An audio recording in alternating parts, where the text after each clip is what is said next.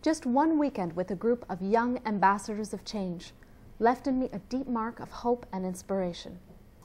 The World Youth Alliance was founded based on the convictions of one young person nearly 10 years ago today. Now over 1 million strong, this global coalition of youth has grown to become an accredited NGO at the United Nations with special consultative status.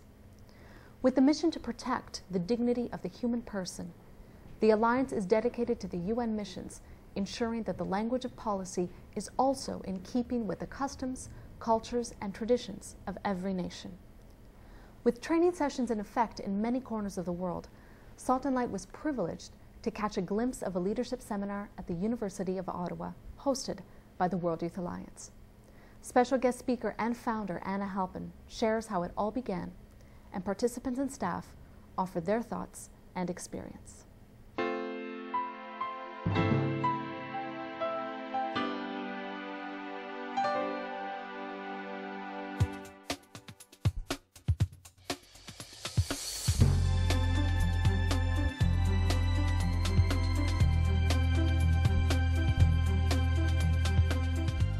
Well, the World Youth Alliance was founded inside the United Nations at a conference on population and development. And at that moment, the UN itself brought in a group of young people who were promoting ideas and aspects that I couldn't agree with. They were promoting a radical agenda of human rights, including abortion as a human right, and other such ideas.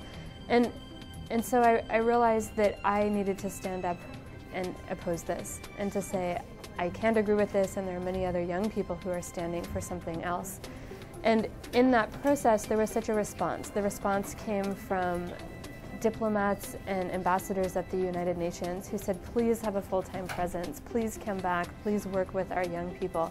There were the young people themselves who said, yes, I've been waiting to give my life to such a purpose, to do something great, and I will work with you. And so the defining moment was really the founding moment, that we began a project and we realized that this project was addressing a real need, and that there was a whole generation that was ready to come around this idea. Well, I'm Anna's younger sister, so she founded the World Youth Alliance.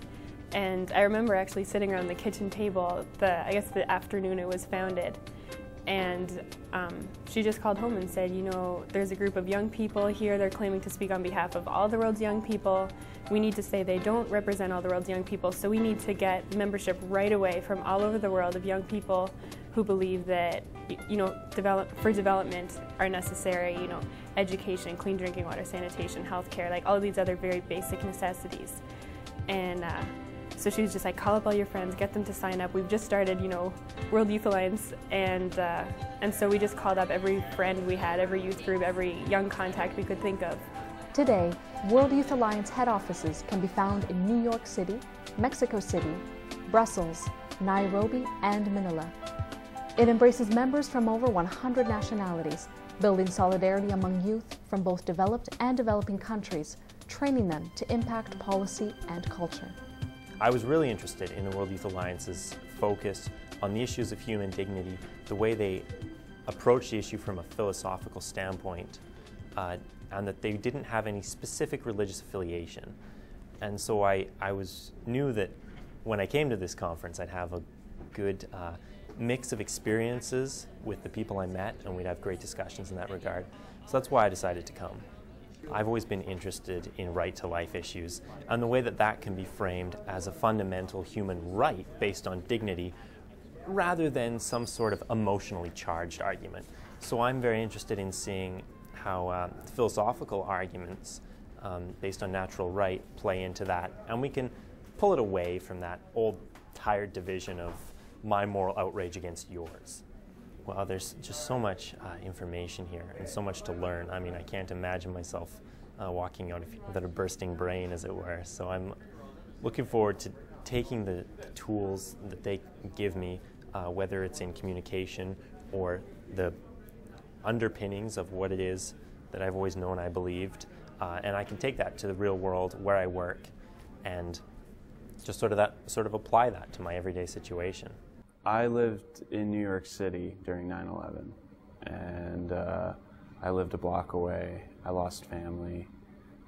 In all reality, I actually lost my life in all ways. I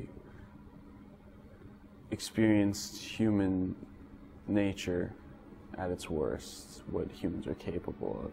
At the end of high school, I had been accepted to a few schools to pursue mechanical engineering, and last minute I just decided, you know what, like, for a year I'm going to go and do something that is going to make a difference. I don't want anything out of it. I don't want to thank you. I don't even need that. I want to do it for me. It's just about going into a community, lending encouragement to these people, you know, helping them through whatever they're going through in any way, you know, making their life a little bit easier, because I often feel like after 9/11, no one did that for me. I was on my own. Events like this, like you see people who are young and they're all gathered together and they're looking to be more educated, they're looking to make a difference, and you just hear people's different stories, but like, even if it only helped a couple people, it's just making a difference in people's lives in general. So just when you hear, like, there are people involved and there are people who are working to change, and I think that's kind of what gives me hope. And those young people who choose to get more involved in the Alliance as an intern or attend a certain training session, who decide to do our longer term training and really engage with these ideas, these to me are young people who identify themselves as leaders for their generation. They are, I think, fundamentally the gifts that we have received among this generation.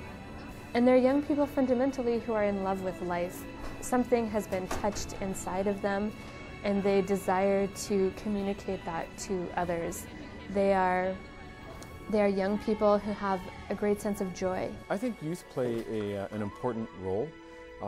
Youth have ideals, and they bring a vibrance and a life to certain issues. So by bringing youth together, it's an opportunity to learn, it's an opportunity to discuss, and then when you leave, you've got some action items. You know, you have ideas that you can pursue.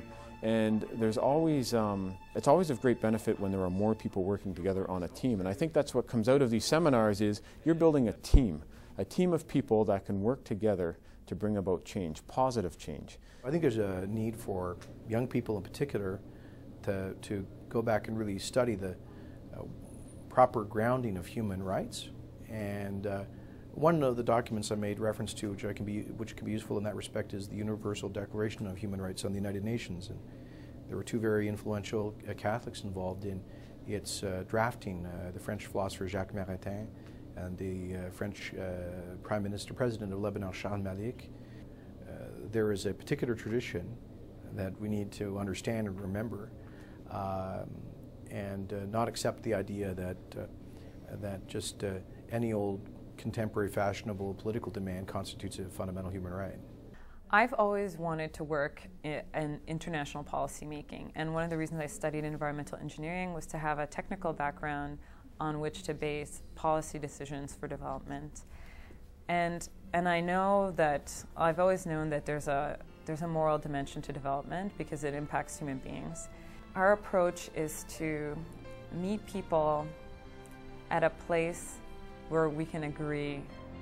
And I think that all human beings in their lives experience like an injuring of their dignity. So when people are rejected or disrespected, they know they've had their dignity denied. And I think when you start from that place of experience that all human beings shared, even if we can't talk about the source of dignity necessarily, we know that no one can take it away. And I think people respect that. We work very closely with young people in Rwanda who have said, we're rebuilding our country for peace, and we understand the importance of ideas.